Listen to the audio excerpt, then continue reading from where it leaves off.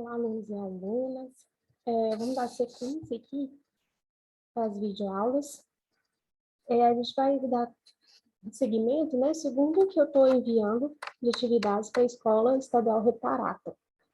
Então, lá a gente está trabalhando, né, aí eu estou trabalhando com vocês, né, da escola, por semana, né, as atividades. Então, aí as videoaulas estão seguindo essa mesma dinâmica, né. Tá na semana 4, ela é bem tranquila, bem rapidinho, né, até o conteúdo mesmo está bem mais enxugado, né.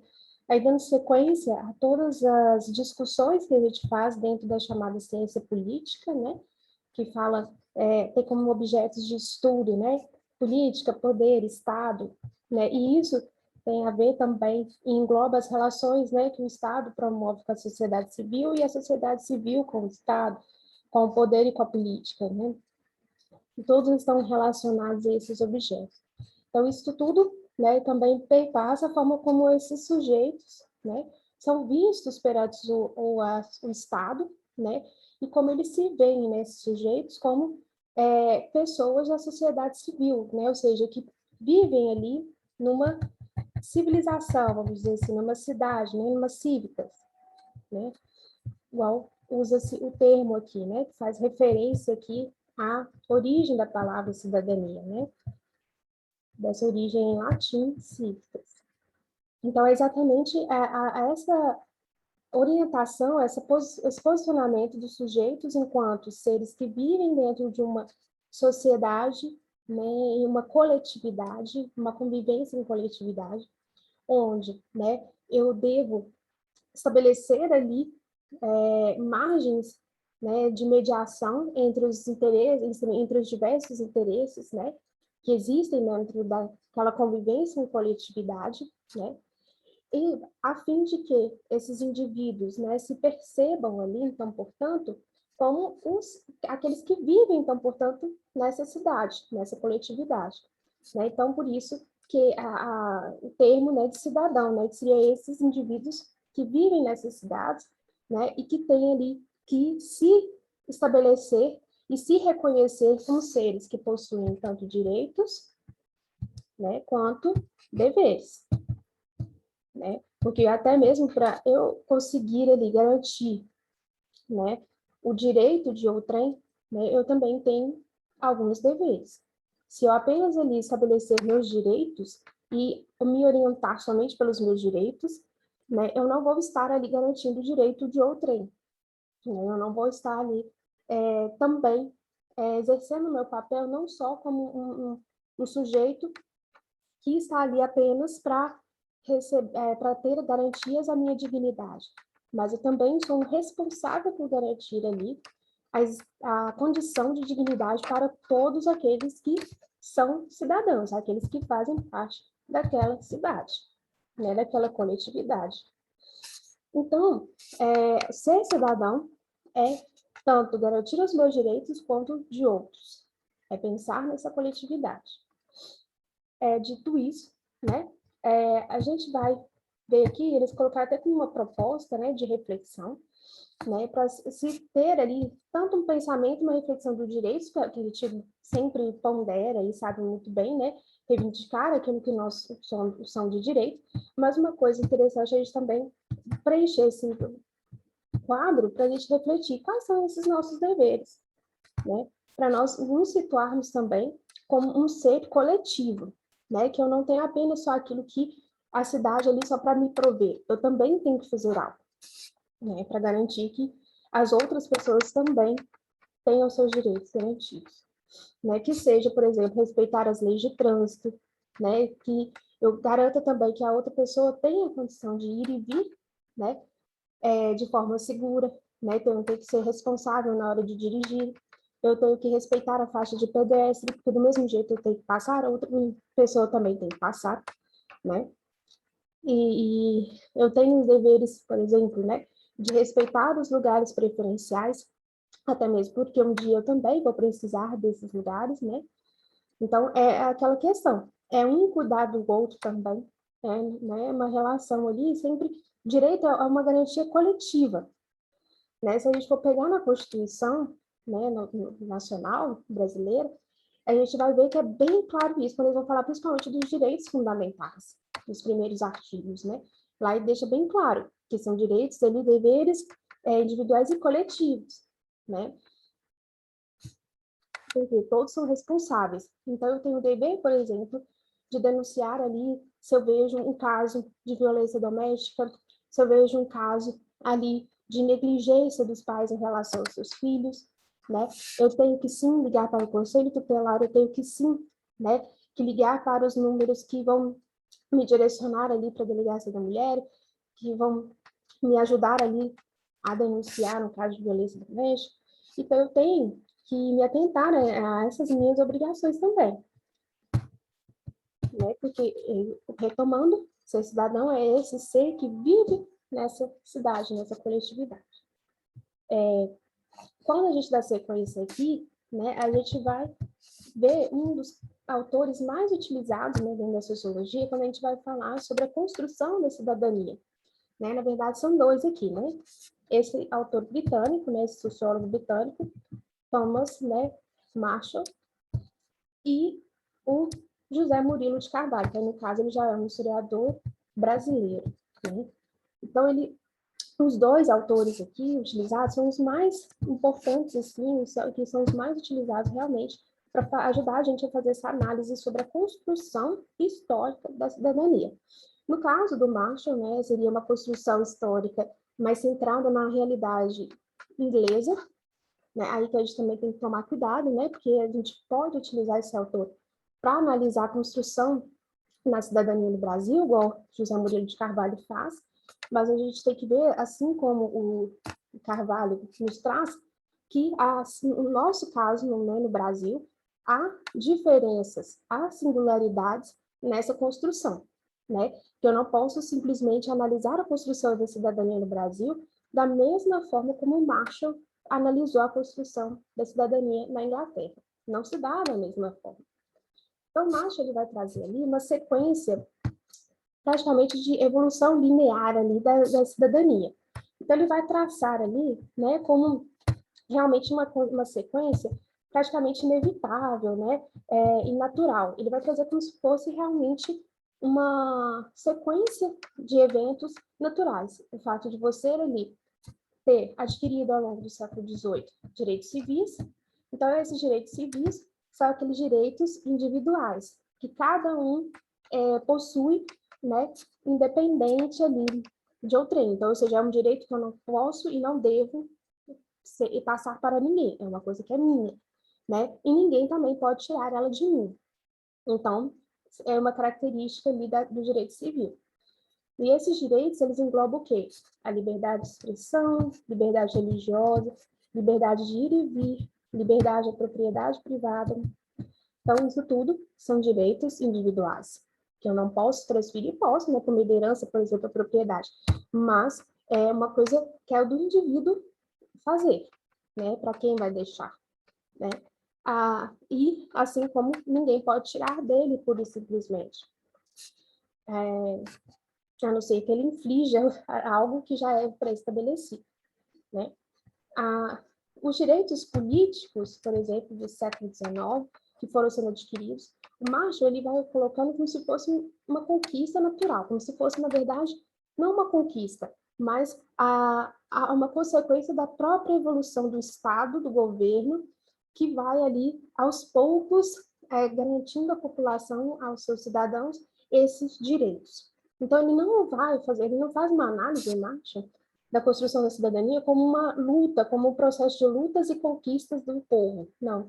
Ele faz como se fosse realmente um percurso natural da evolução da política, né, e dos governos, dos estados, que vão ali vendo que, ao mesmo quando eu dou mais direitos para, né, aqueles indivíduos, mais outras necessidades vão surgindo e eu tenho que abrir mais formas de direitos ali para esses indivíduos, né? Então, os direitos políticos, quando eu dou, então, garantia que todos têm liberdade de se expressar, então eles também têm que ter direitos de participar e de se expressar também, né, dentro do nível político, porque senão Não adianta, como que eles vão participar se eles não podem se manifestar, se eles não podem fazer greve, se eles não podem ali se associar por meio de sindicatos, por meio de partidos políticos.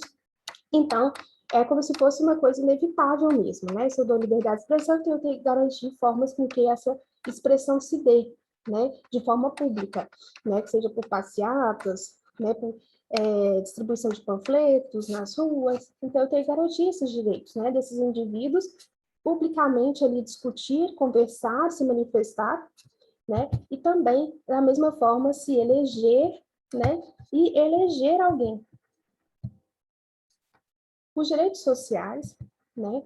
Que aí já seriam ali direitos que surgiriam pelas necessidades ali que o desenvolvimento do capitalismo, com o desenvolvimento da industrialização, com o desenvolvimento da urbanização, né? Que são processos ali que vão trazer ali um outro tipo de vida e vão acentuar ali, vão aumentar ali problemas que até então não eram vistos como um problema do Estado, como, por exemplo, a questão da velhice, né?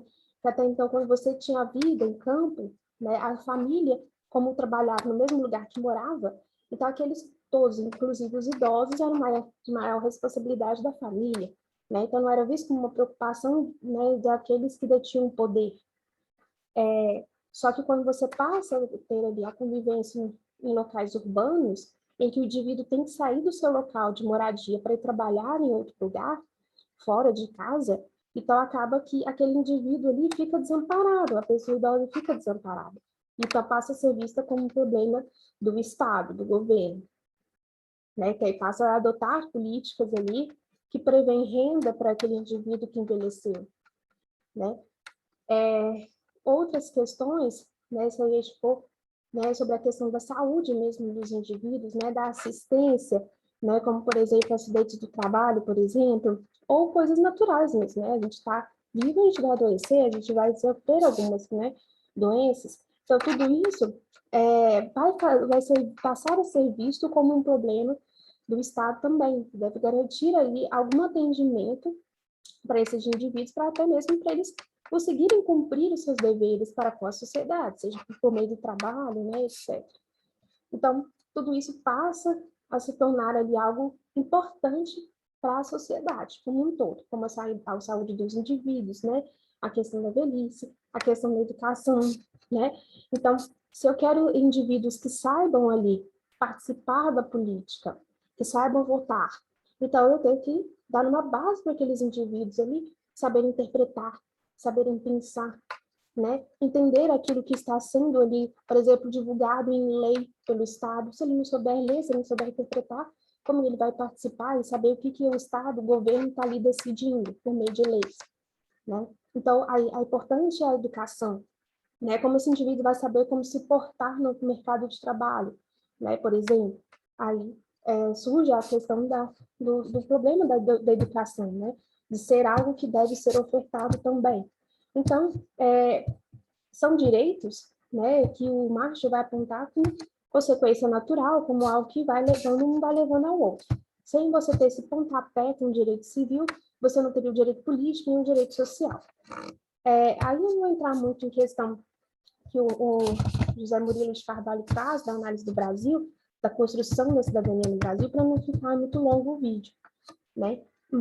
Mas ele coloca ali, né, nos seus escritos, nos seus estudos, né, por exemplo, que o direito social aqui no Brasil, ele veio até antes mesmo do direito político, né? Então, você tem umas pequenas inversões aí, umas diferenças aqui, né? E no Brasil, realmente, se criou toda uma imagem, né? De que realmente essas conquistas não eram conquistas, né?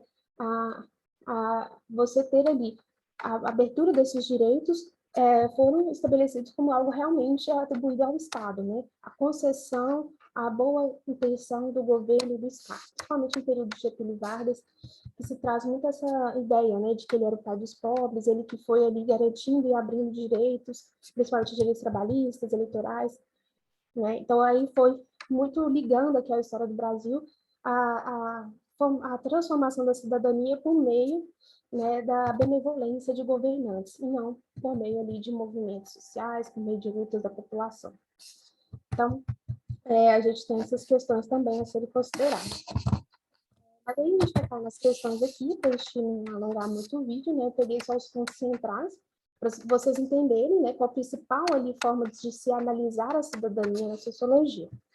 Então, aí ele vai e faz, lógico, referência à Constituição, né, Nacional, que é essa Constituição da República Federativa do Brasil, conhecida como, né, Constituição Cidadã, né, feita em 88, né, período aí pós a ditadura militar, né, e você passa a ter, então, o estabelecimento de cláusulas pétreas, ou seja, né, de leis ali que são a base, que são a rocha ali, aquele pedaço onde que é sólido, né, e que vai ser único ali, não pode ser alterado, né, a base mesmo para a existência dos demais princípios e direitos que são previstos na lei e deveres, né, porque aí os deveres têm que respeitar esses direitos ali máximos, né, ali que existem, né, que são essas cláusulas pétreas. Então, aí ele deixa bem claro isso, né, que essas cláusulas são exatamente o quê? Termos, né, que não podem ser retirados e nem modificados. Então, uma das formas ali que a gente pode ver, né, que seriam esses direitos que não podem ser modificados, é o voto direto, né, ou seja, é dar ali o indivíduo a condição de escolher e eleger diretamente, e não de escolher alguém que vai realmente eleger, né, o representante. Coisa que acontecia no Brasil colonial, por exemplo. Né? Aqueles que tinham menor renda elegia aqueles que tinham maior renda para poder votar, de fato, nos deputados, escolher ali os deputados, por exemplo. Né? O voto ser secreto, né? O voto ser universal, ou seja, você não ter ali diferenciação por meio de renda, né? Nem nada nesse sentido, nem por ser homem ou mulher, não. Esse é universal, o voto universal é qualquer um poder votar, independente da sua renda e gênero. Periódico, né? Ou seja, né? Tem que ter essa variação do poder, né? Daqueles que estão lá no poder, e a separação dos poderes, né? E respeitar essa separação dos poderes, principalmente. E a gente está vendo ali ao longo do teste quais são esses poderes, né? O executivo, né? Que é representado ali pelo governo, né? Seja a nível estadual os governadores, a nível nacional seria o presidente, né? O poder ali legislativo, né? Que seriam aqueles ali responsáveis pela formulação das leis, que é a nível federal, seriam os deputados federais, né? Aí seriam os deputados federais e os senadores, a nível estadual, né? Deputados estaduais, né? Que aí seriam responsáveis pelo esse outro poder legislativo. E o judiciário, né? Que seria o outro poder ali, que é responsável ali por fazer a lei, né? Seguir a lei, aplicar essa lei por meio dos julgamentos, né? E simplesmente, né? Guardar aquela lei e transmitir aquela lei por meio dos julgamentos, né? Aí você tem o Supremo Tribunal Federal, a nível nacional, né? Você tem ali os tribunais ali regionais, né? Que são responsáveis, né? Por promover ali todo um julgamento, né? Todo um processo, né? De investigação, de realmente a aplicação da lei ali, né, conforme a gravidade, né, a situação, o crime daquele, né, que aquele indivíduo ou empresa cometeu. Então, são aqueles que vão executar e garantir ali a lei. Então, ali, outros direitos que são de cláusula pétrea, que não podem ser alterados de forma de jeito nenhum, são os direitos e garantias individuais. Tá? Então, todos aqueles direitos e garantias individuais que a gente viu, principalmente nos direitos civis, de ir e vir, direito à expressão, né? Tudo é um direito também pétreo, né? Cláusula pétrea. Direito à propriedade, principalmente, né? Que é a mais respeitado, né? Enfim, são os principais direitos ali que não podem ser alterados, né? Então, dito isso, né?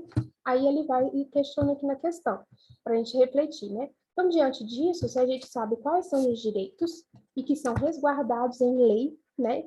Então, por isso, é uma lei que é universal para todos, né? E que deixa bem claro, né? Principalmente no artigo 5º, que todos devem ser tratados de forma igual, independente, né, de classe, gênero, religião, né? Então, ou seja, se eu sei que existem esses direitos fundamentais garantidos na Constituição, então você acha que o Estado está cumprindo? Você acha que o Estado está garantindo que todos os indivíduos tenham os direitos individuais garantidos? Né? Todos ali têm o seu direito à liberdade de expressão, de ir e vir, o seu direito à propriedade garantido? Você acha que todos ali estão tendo o direito ali a ter você acha que a separação dos poderes está sendo realmente também, por exemplo, né, realmente garantida, né? Ela está sendo realmente sendo resguardada pelo Estado, né? O Estado está levando em consideração, está respeitando essa separação dos poderes. Então, são questões ali para você pensar, né? Aí são questões bem tranquilas, porque aí vocês vão trazer a perspectiva de vocês, o olhar de vocês. Na questão 2, estou falando, há direitos que são básicos, né? Que são esses ali, ditos fundamentais, que são a saúde, a educação, moradia, emprego, previdência social, né? Que é a seguridade ali, em detrimento da velhice, que é uma condição natural, né? Ao observar o nosso cenário nacional e estadual, você tem percebido que esses serviços, né, esses direitos básicos, aqui, eles estão sendo garantidos assim de uma forma ali que está melhorando, né, ou não? Eles não estão sendo garantidos, só estão piorando, né? Uns eu acho interessante que eles, algumas respostas de outra escola que eu tive, né? Eu acho interessante pensar ali como um todo, não só nesse cenário nosso de pandemia, mas pensar, né, na nossa história, pelo que você já vem falar, seus pais, seus avós, vocês acham que as coisas têm melhorado ou não? Na terceira questão vamos fazer um exercício de governança. Aí, novamente, né, uma questão assim, bem tranquila, que é uma visão de vocês, uma análise de vocês. Então, não vou falar se vai estar certo, se vai estar errado. Vou trazer reflexões em cima do que vocês responderam, né? Aí, então, por um dia, na questão 3, está falando, né, para você imaginar por um dia que você vai substituir o presidente da República ou um governador, ou seja, você vai ter um cargo no executivo, né? Você vai ser o presidente ou um governador do estado, no caso, né, de Minas Gerais. Ao chegar ao poder, você percebe que estamos passando por várias crises que afetam a população mais pobre. Então, que medidas que você ia tomar para mudar essa situação? Veja, não está falando de resolver a situação, né? Igual assim, né? Alguns podem pensar, não é resolver, né? É você minimizar, é você ali garantir ali minimamente ações que vão ali determinar que certos direitos de fato sejam garantidos para aquela população. O que vocês acham que vocês poderiam fazer para trazer essa garantia, né? Que esses direitos sejam de fato efetivados, né, para os mais pobres. Então, aí novamente, essa seria uma reflexão de vocês. O que vocês acham que seria interessante, às vezes, das necessidades que vocês estão tendo, ou que vocês veem que seus parentes, ou pessoas próximas, ou pessoas do seu bairro estão passando, que você acha que poderia ser feito para ajudá-las, né? Então, é uma questão, assim, novamente, né, eu falei, de reflexão, né, e de criatividade mesmo de vocês, né? Então, no mais, é isso, gente. Essa a proposta da semana 4. Qualquer coisa, vocês me procurem, estão no Zap, né, de todas as turmas aí da Escola Ripanato, então vocês podem me procurar pelo Zap, né, que aí a gente tira qualquer dúvida, tá bom?